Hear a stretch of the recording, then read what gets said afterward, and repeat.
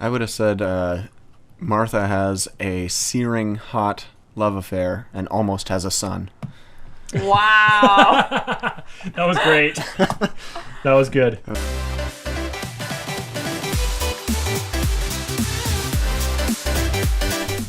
Hello, everyone. Welcome to Talktor Who. That was the sun. That was the sun singing the song. Is everyone okay today? No. That was trying. Oh, dear. If you couldn't tell already, this is episode 7 of season 3, titled 42. Before we go any further, my name is Lincoln Echo. Thank you very much for watching. I am joined with one of these days I'll get this intro I'm right. Jen. Yes. And light. Jen and Light. Thank you. I'm going to move this a little bit. Sorry. No, you're fine. no. Just lean. I'm a leaner. Well, when we were I'm doing our leaning. testing, Eileen, I'm a lean. when we were doing our testing, you were softer. I know, I'm sorry. It's fine. You're fine. Okay, yeah, so I'm with Jen and Light, and we're talking about 42, which aired on May 19th, 2007, and has an IMDb rating of 7.5 out of 10. 2007. All right. 2007, we're still in 07.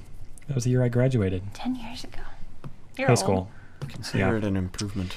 Why don't you go ahead and hit us up with that Those lovely, lovely thing that you have there. Yes, indeed. Intro. summary. The summary. I can never Of the remember episode, that which word. really isn't a summary, but it says 42. As a spaceship hurtles toward the sun, the Doctor and Martha have only 42 minutes to save the day. Written by Chris Chibnallian, directed by Graeme Harper. We'd show you a picture of her, but it would be a little Graeme? Graeme. The little old Graeme. Audio commentary with Russell T. Davies, Rusty, and Chris Chibnallian. Very good. Chibnallian, I like it. Yes, the director is Graeme Harper. She, Guessing she? he, I don't know. They? They have directed 14 other Doctor Who episodes, including The Waters of Mars, Oh. Unicorn and the Wasp, and Turn Left. Chris Chibnall, Chibnall, instead of Chinball, wrote 5 other episodes, including The Power of 3, Dinosaurs on a Spaceship, and Cold Blood. All right. Trivia for this episode is a little light, but we will start off with trivia. 42 may be seen as a reference to the ultimate answer to life, the universe, and everything, as written by Douglas Adams in the radio series The Hitchhiker's Guide to the Galaxy.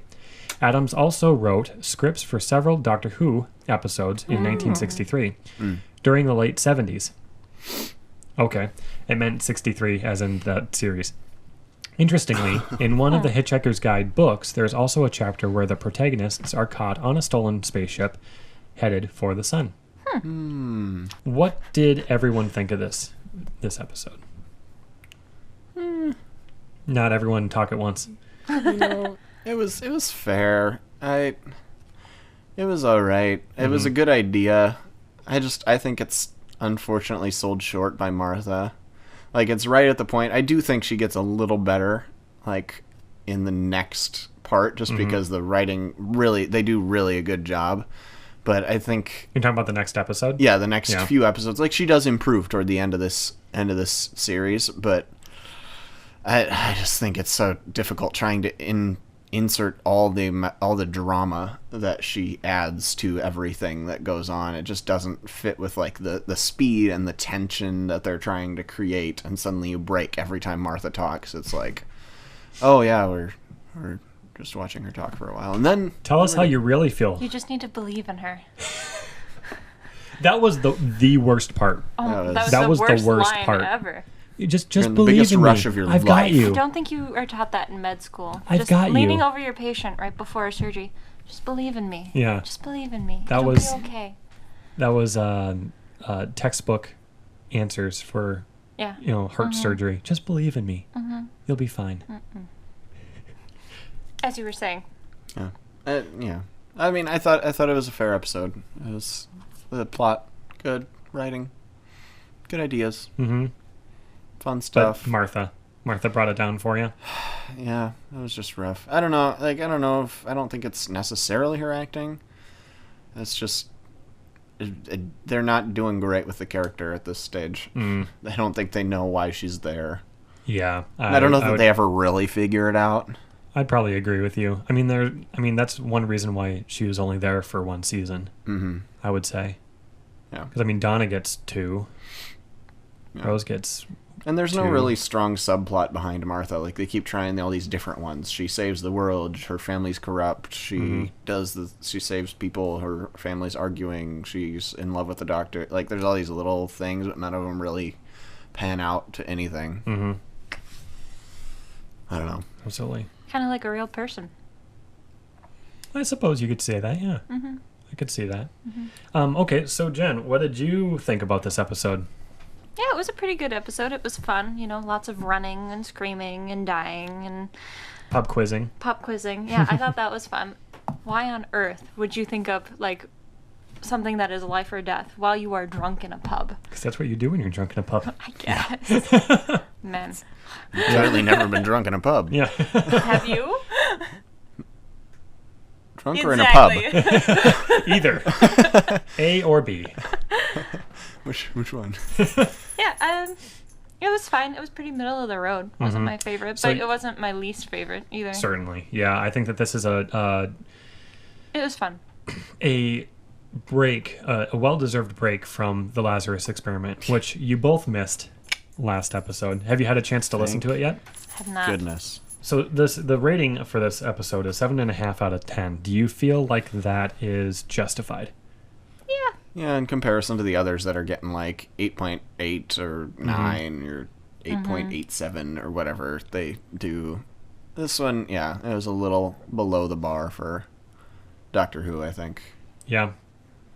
It just, there were things in there that were inconsistent, really, like the behavior of the airlocks, notably. One sucks people out of it, which it should do, according to space movies, and the other one, the doctor's being like pushed and blown into the airlock as they fight, and he's like trying to cling on for some reason, but he's not really being pushed in. It was super weird. So yeah, that was pretty inconsistent, along with the survival estimate that randomly popped up towards the end. Like, it had not been there 0%. The entire time, but we just had to get the that, but also reiterated that, oh yeah, you're gonna die. The time countdown really got to me. It's like surface impact of the sun in 42:59, surface impact in 39:48. It wasn't like 48 minutes. It wasn't the clean, even numbers. It's like, why would an AI, no matter how impressive their knowledge is, why would they stop at 34 seconds? Right. And say, oh, by the way, impact in. Right. What you don't know is this is the actual ship with emotions from Hitchhiker's Guide. That was their point. That's why it's all annoying and sassy all the time. Very randomly at the end. It didn't have the thing with the cravings. The craving sensor. I mean, we don't know. That makes Maybe they have a tea. kitchen. We never saw their kitchen. That's true. It's true. They were very unclear as well with what the ship was actually. Like, I get that they were taking sun particles, but even just saying sun particles, I'm like, really? It's not like, how did you get close enough without burning up to scoop out the heart? How do you scoop things? But then you're going to die. Well, I mean, the heart, the sun is so hot it wears its heart on its sleeve. Oh, because it's burning Bless. Up. Yeah. Burning up. Sleeves. The heart, the sun has sleeves, and it's also alive. What can you take from a sun that's not already flying away from it? Is my question. But yes. Is this a joke? No, it was to serious. get to the other side. Like, that's the chicken. You can't get close enough to the sun to scoop anything out of it. Unless it's already going away from, unless it's already detached. In the 42nd century, they figure out a way to scoop stuff out of the literal heart of the sun. Ooh, 42. It was in the 42nd century. And then somehow didn't have that tool that could survive the sun's heat, the sun's heat anymore. It broke because after. it was cheap. Yep. Only That's true. Anyways, your thought that you're trying to get back to. 42 reminded me a lot of the show 24. And I think maybe they were trying to copy. They were trying to copy that. Yep. That is a fact. Was it's it? 20. Yep. Oh. Yep. Because it's supposed to be in quote real time, and I timed it once, and it's not but it was close. All the episodes close. Of 24 aren't in real time either. But they all happen in a day. They're actually 24 hours long. Yep. Anybody notice Donovan from Sherlock? Donovan. She was the nurse. You killed him, you and Donovan. That's the only line I remember where they say her name. Good job. You do not do a good Lestrade. Hey. Can you do a better one? At least I'm not the most incompetent inspector in Scotland Yard. Nope.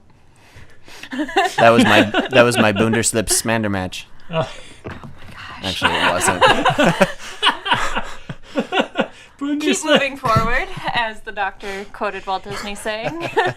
Okay, so bringing it back into the episode, yes. I actually did enjoy the idea of having a live thing that you usually don't expect to be living, as in the living sun, which they don't really go into again later, because they talk about suns in a couple of other episodes. Like there's a frozen sun in an episode, and then they go into the heart of the TARDIS, and there's like a sun that's in there. When did they go somehow into the heart of the TARDIS? It's in like season. You didn't watch that one because there were 8. zombie skeletons.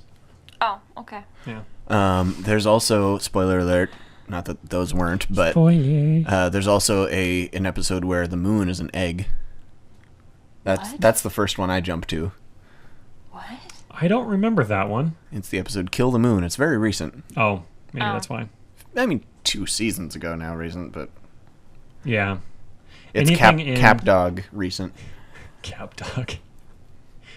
Anything in season 8 or 9, I don't remember, because 9 I've only seen once, and 8 I've only seen twice. So now you know how I feel all the time. Yeah. I know. That's fair. Yeah. Well, these ones I remember quite vividly. Yeah. Was the bloke that Martha kissed in anything? Because he looked familiar. I don't know. Wow. Fun fact, while we're looking that up, I used to think, actually, as a young teen, that episodes of 24 were actually 24 hours long. And then I heard somebody say that they watched an entire season in like a day, and I was like, "Did you have like 12 TV?" I was so I was impressed. Gullible is one word for it. At the very beginning, they close the door on the TARDIS. The doctor opens it, and it says 3,000 degrees. How does the doctor not get steam burns? Or any sort of injury, for that matter. Because magic? Time Lords! Voodoo. That voodoo magic. That he do so well. Will you just stand up and get through the shot? Voodoo! I don't know. I can't tell. I don't think so. Lexi! What's she doing? Lexi just licks the rest She's- of the cream cheese. Oh, no. Eating cheese balls. Well, good thing it's your night.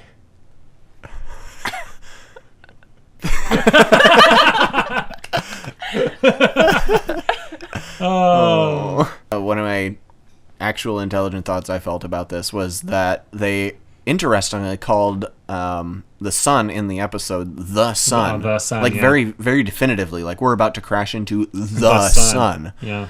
And it was like that for people that had seen millions of suns in their lifetime and scooped a lot of them out, like the heart of whatever, that they probably wouldn't call it the sun. That sun? And it was the recording that said 42 minutes, it sounded like, until we crash into the sun. And it's like, that was definitely not pre-recorded. Yeah. Well, I mean, you would say the dog, the cat over there, the sun over there. Maybe. It just sounded very singular, like I suppose. the sun. I would think that they would probably name it.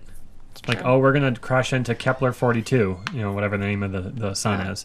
Unless it was Martha saying it, which it could have been because it was very indistinguishable voice. Then she probably would have said the sun because Martha has no nuance chromosome. It's true. She's missing that nuance. But Yeah. yes. Bless. All right. Any last minute thoughts on this episode before we wrap up? No, sadly, there's just not that much to talk about. Yeah, it's that's the problem with these middle of the line episodes. It's just like it's okay, but it's not enough It's to good to really, watch. not enough to really Comment dish on. on. I could have used some more of Fish the on. pub quiz questions. I was really interested in that. Like, I feel like they could have made a little more of that. Like the fire guys, Corwin and his pal, were Daft Punk, initially trying to were initially trying to stop them. They're like, they're getting too close. We must divide thing. And then they never go after the people that are actually working on the doors. Like nothing physically ever stopped them except for ice in this episode. And so they just like could have just kept going and walking down that passageway and caught up to those guys and been like, what up? Episode's over. But yes, he did. that sun they had put them in the jettison pod and like shot him out into the sun. I guess he gave up pretty easy though. Yeah, what happened to him after that? He's still alive to this day. Oh man. No, Making mixed CDs with his friend from France. I can't even think of another band that would go with Daft Punk. Skrillex. Aha. That was remarkable. That right The there. Aha band. Those Aha. Norwegian Dead guys. Mouse. They're Dead Norwegian. Mouse. I don't even know what they're singing. Thank you, Sean Spencer. Anyways, all right. Should we wrap this up now? We probably Probably. should. Probably should. All right. Thank you so much for watching this episode of Talktor Who. Please join us next time for when we get into human nature and the family of blood Watch with us. while we sniff. Burn with us. It's the episode where everyone gets the sniffles. Anyways, thank you so much, and we'll talk to you later. All right. Bye.